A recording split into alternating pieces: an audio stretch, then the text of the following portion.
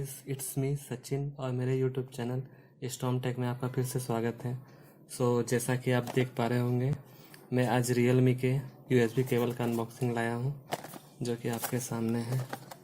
Box details की बात करूं तो रियलमी माइक्रो यूएसबी केबल है, और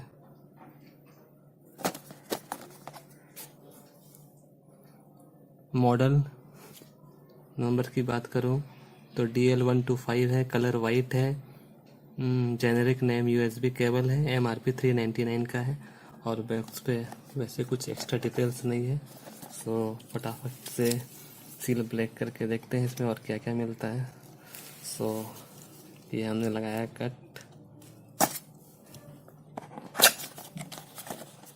सॉरी, इस टाइप का पैकिंग पे आता है, इस पे और कुछ नहीं मिलता है। ये रहा केबल।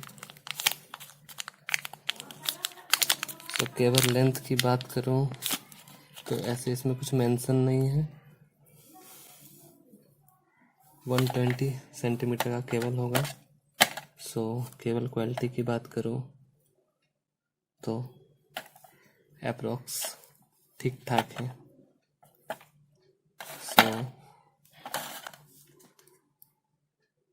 सिंपल सी अनबॉक्सिंग कैसी लगी? अच्छी लगी हो तो लाइक कीजिए, शेयर कीजिए, सब्सक्राइब कीजिए। Bye bye, take care, see you soon.